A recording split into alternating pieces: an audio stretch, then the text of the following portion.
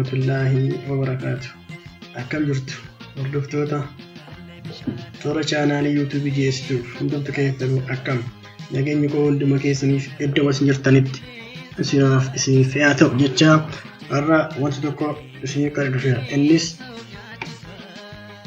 maali yoo jettan akkuma presentation kanarra argaa jirtanitti barnoota kompiitaraa afaan oromootiin jetti. Barnoota kompiitaraa afaan oromootiin namoota hin beekne wanta beekurraa barsiisuuf dhufeera jechuudha. Kanaafuu isinis toora chaanaalii kana subscribe naa godhaa, maatii naaf ta'aa isiniin jedha. Barnoota kompiitaraa kana keessatti mata dureewwan hojiin barannu ilaallachuudha. Mata dureewwan barnoonni irra kennamu mata duree gurguddoo torbatti hirreeti itti deemuudhaaf qophii xumurreerra jechuudha. Tokkoffaa irratti yookaan mata duree tokkoffaa irratti kompiitarri maali kan jedhu wajjin ilaallachuudha. What is computer kan jedhu what is computer.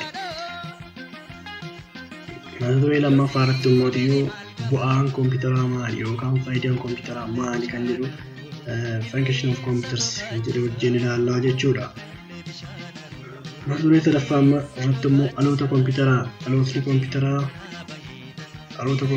dhaloota generation shaniittira generation sanii wajjin ilaallaa jechuudha. Generation kompiitaraa kan jedhu wajjin mata duree sadaffaa keessatti. Mata duree afuraffaa keessatti immoo ramaddii kompiitaraa, ramaddiilee kompiitaraa wajjin ilaallaa jechuudha.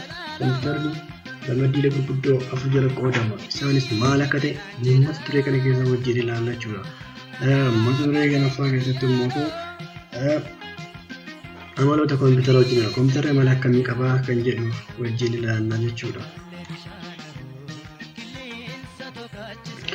Mata duree ja'affaa keessatti immoo kan wajjin ilaallu gosoota kompiitaraa wajjin ilaallaa, types of computer kan jedhu wajjin ilaallaa jechuudha. Mata duree xumuraa fi mata duree torbaffaa jalatti immoo wajjin ilaallu. Mata dureen kun baay'ee bal'aadha. Mata duree kana jalatti immoo components of computer kan jedhu wajjin ilaalla. Yookaan qaamolee kompiitaraa yookaan paartii kompiitaraa jedha wajjin ilaalla jechuudha. Qaamoleen kompiitaraa gurguddoo lama ture. Isaanis haardweerii fi sooftiweerii. Haardweeriin maali? Sooftiweeriin maali? Gosoonni haardweerii hoo? Gosoonni sooftiweerii hoo? Maali kan jedhu fi hojiiwwan haardweerii fi sooftiweerii illee wajjin ilaalla jechuudha. Kanaafuu toora chaanaalii kanaaf warri maatiin ta'e maatii ta'a.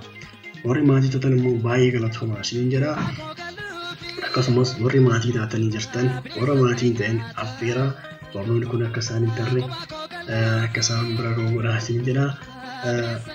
Galatoomaa isiniin jedha. Yeroo itti aanu immoo barnoota kompiitaraa mata duree tokkoffaadhaan kompiitarri maali kan jedhu walitti deebina. Hanga sittuu nagaa naaf ta'a. Nagaa naaf turaa isiniin jedha. Galatoomaa bye bye.